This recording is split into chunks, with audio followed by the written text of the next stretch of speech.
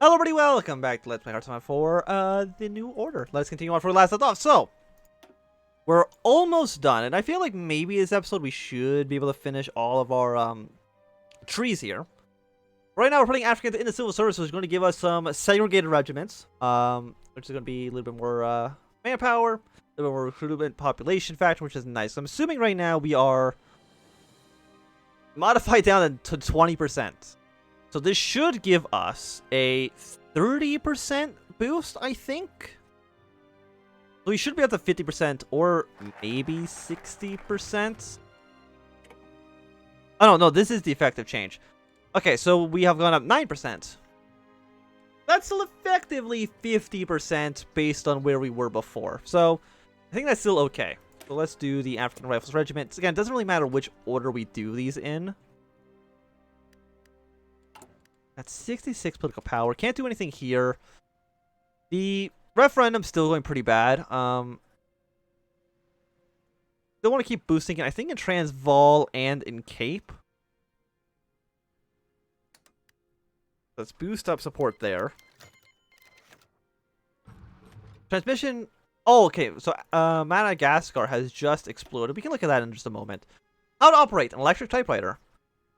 So it's like a normal typewriter, but it's powered by electricity. Ooh, explained Colin Walker, an employee of the South African Ministry of Finance, to a new employee. When you hit the keys, a little motor inside makes a strike.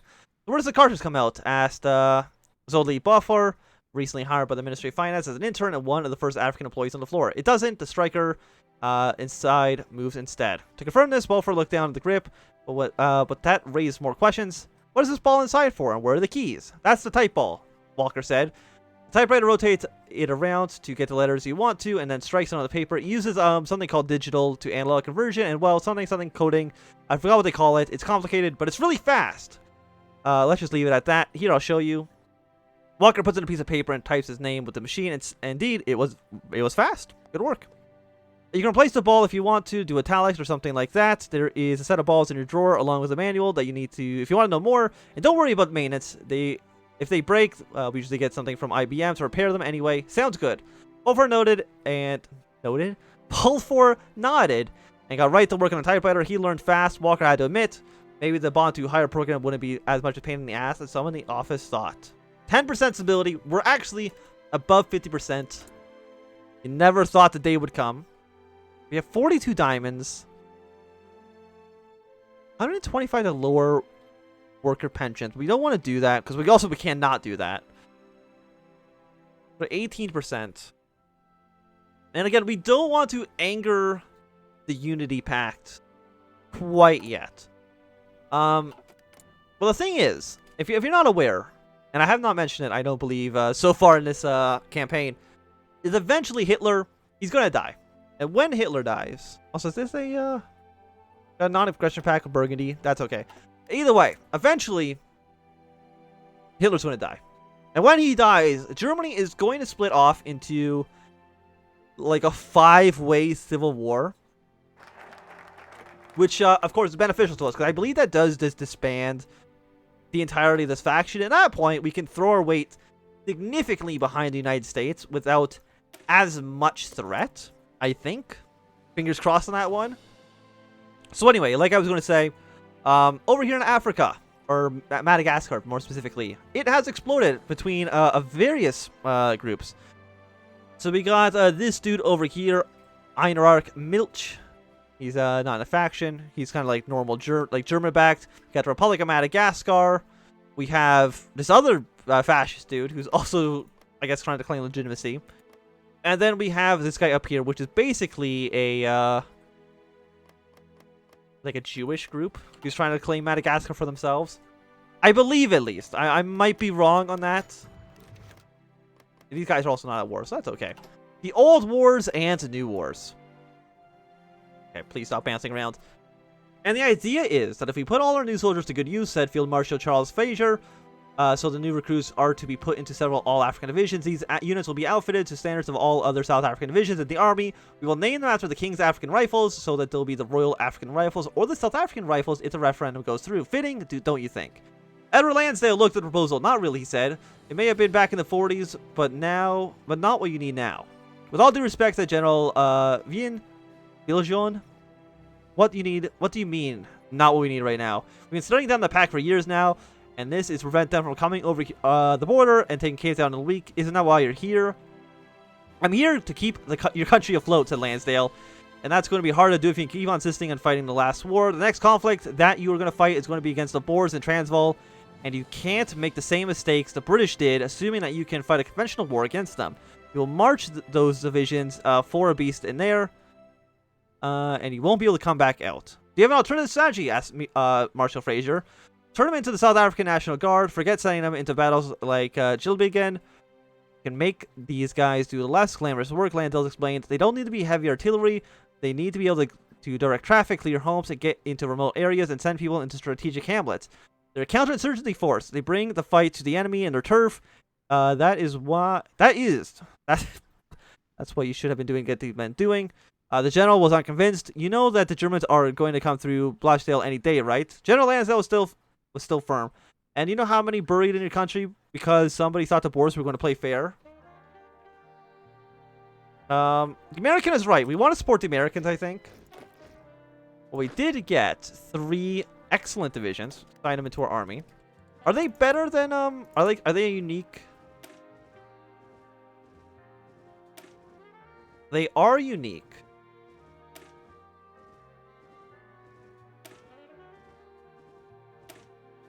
They have the recon in them, so that's kind of why they're a little bit better.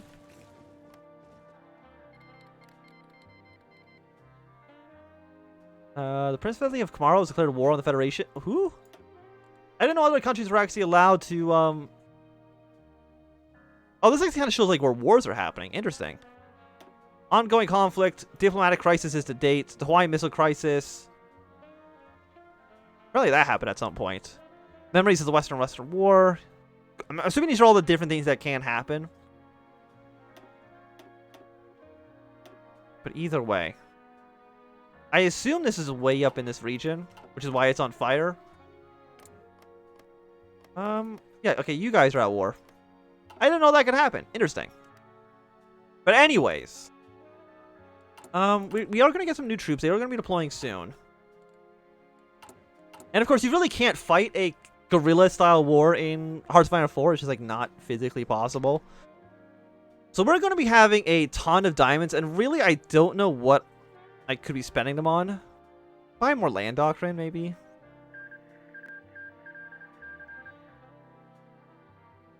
Okay, so somebody's already lost. You know what? We can buy more research. And attract American business. So they're 42% mad at us, but could be worse. Beiji Voster found dead. At 11 a.m., the chicken farmer pulled into a service station in Cullenhan, outside of Pretoria. He reported that in a call to the police that was stopped, that a stop car with its engine running had been blocking his lane on a remote highway nearby. When he went to investigate, he found a driver, a white man, slumped in the wheel, dead. With what he believed to be gunshot wounds, the driver immediately left the scene to contact the authorities. When the farmer led the police to the scene, they found it was exactly as he described it. By the looks of it, the victim was shot in the head at close range, once with a .380 inch bullet. The driver's side window had been opened, and the car was in between the lane lines, indicating that the vehicle had been stopped before the murder, and the assassins had come from the side. The victim was missing their wallet and their identification, but the one officer recognized the deceased. The victim's surprising identity was soon confirmed. Beiji Voster was born to a sheep farmer in Jamestown, South Africa in 1915, becoming involved in politics during his years studying law. He'd been a member of the pro-Nazi organization Ostwanten, that one, during the war, an affiliation which earned him the detention at Koffenstein, claiming that he have a newfound belief in the parliamentary system. He was elected as a National Party candidate for the National Assembly before becoming a senator. Known for being able to be approachable, eccentric, and occasionally reasonable, he was nonetheless committed to Boer nationalism and the implication of racial segregation. Nobody knew who ended his life on the road. The aliens had vanished long before the farmer had arrived. Combing the area failed to find much in terms of usable evidence. No cartridges were found on the ground, nor were there any fingerprints on the car or the body. The tire track was discovered on the side of a road, but it may have been unrelated, and no claim of responsibility from one of the rebel groups in South Africa. Regardless of the belief, B.J. Voster was a South African senator who was murdered, and the culprit may have gotten away with it. Fascism a little bit less popular. 10% drop in stability. So we're now back under 50%. So all that gain I made has now been lost, unfortunately.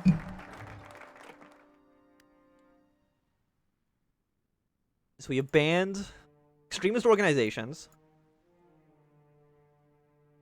And we will now do votes on the vote. 28 days. Did you give me a pop-up? Yeah, you're going to get the commando problem in just mere moments, I assume. Everybody in Africa, or not everybody in Africa, everybody in Russia is just at war right now. Operation Conberry, Operation Conberry was a tremendous success. Suggestion proposed by Blue to associate native elements on Triggerman service and creation of Minutemen has reaped good results. Termination of BJ Volster by Minutemen, see full dossier brief. Not only neutralized a moderate pro-Axis politician who could have swayed host electorate to the side of the referendum, but also proved to be effective of Minutemen as a loyal and productive asset, encouraging their employment both by the Operation Asagi and other further requirements.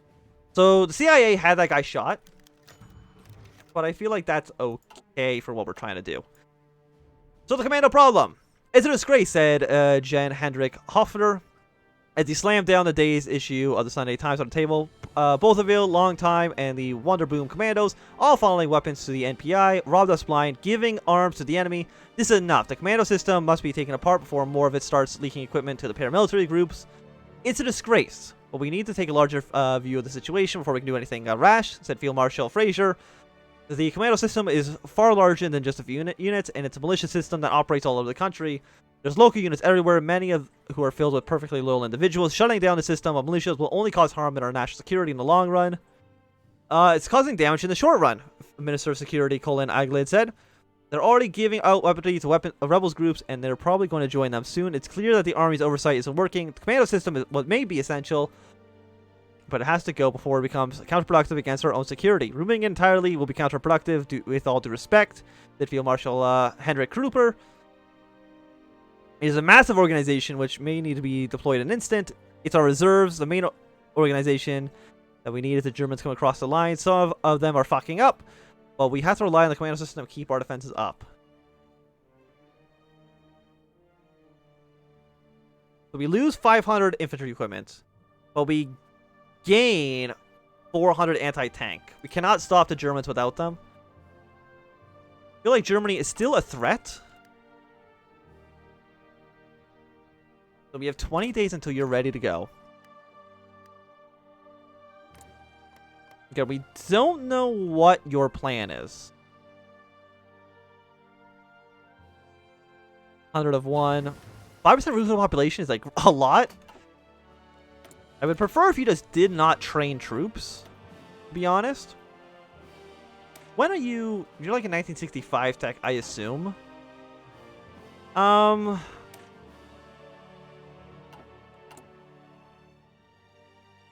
Don't really have a lot of anything right now. And I think industry tech... It's 443 days. It's so long. But we're going to do both of these anyway. Because honestly, most of the other tech doesn't really jump out at me as being like super important. Like most of the infantry stuff is too far gone. Tanks we can't really use. Aircraft, like we're kind of limited in that way as well. Like our actual capacity, I think, is quite low. We just need one of these, right?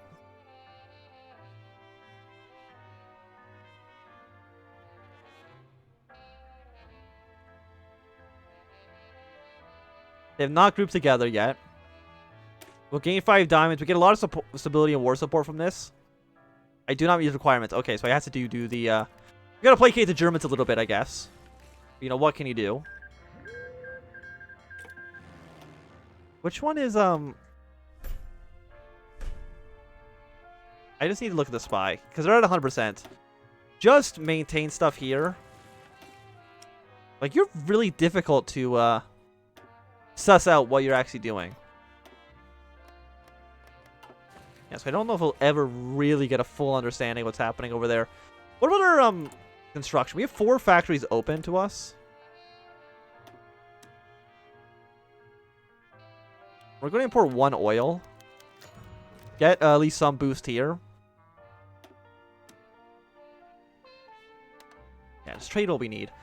Votes on the vote. The first step to find out who'd be assigned to the case. The Supreme Court of South Africa has various local levels, but this one will be heard at the Alpine Division in Bloemfontein.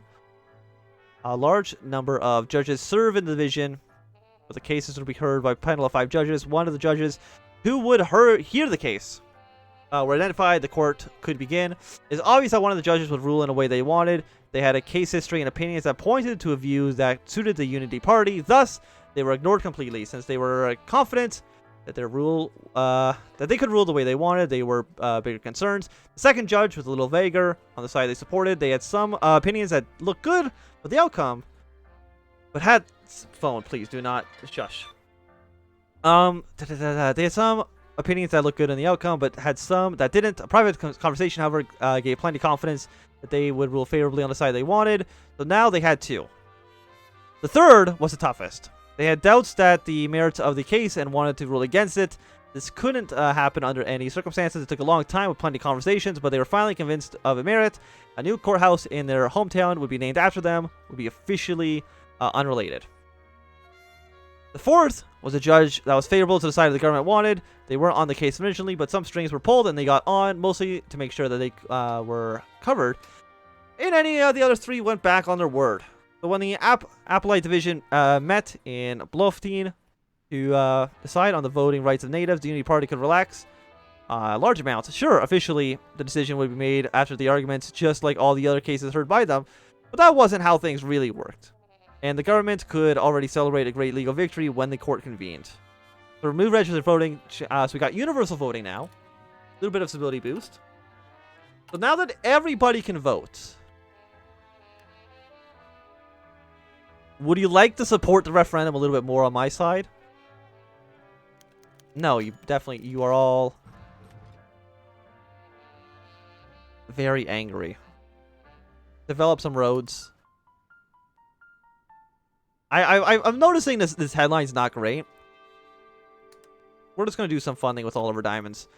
The storming of the Supreme Court of Appeal. Nobody expected the prospect of a mass enfranchisement in the largest ethnic group in South Africa to be popular with everyone, especially though within the ethnic group that had been most to lose in terms of political power. The protests in Bloemfontein that day were peaceful if heated. There were plenty of angry chants, but most of the demonstrators tried to avoid any hostile encounters with the police. Many were content to chant with their families, march under the Veerkleer, and perhaps enjoy a barbecue. Only a few of the initial demonstrators carried weapons, and the police hoped that the large crowd protesters would stay that way. That changed when the mob began to rock cars back and forth. While the disturbances attracted the attention of the police officers, an armored van smashed through the outer gate and the garage gate, followed by a large group of African or paramilitaries, and suddenly, attack overwhelmed a small number of guards inside the building. Proceeds were immediately cancelled, and the occupants inside tried to clear it out, but it was too late. The courtroom staff hid in various rooms as the Boer commandos painted slogans on the wall, urinated over... Why would he urinate? And harassed the court members they found. Police rushed to the scene, but the amount of demonstrators prevented them from taking a timely entrance. When they finally arrived, the commandos were firmly in control of the building. They had men with sidearms out front, snipers with rifles on upper floors, and the Valkyr that had been on the street now lay in place of the South African flag. Send all necessary officers. We have code red priority at Bloemfontein. Where is that anyways? Okay, it's right here. Why would you host it in the Orange Free State? Why would you make this decision in the one state that hates us the most? I would like an explanation on that one, because I really don't think that is a... Okay, so the 2 fascist guys are the ones left here.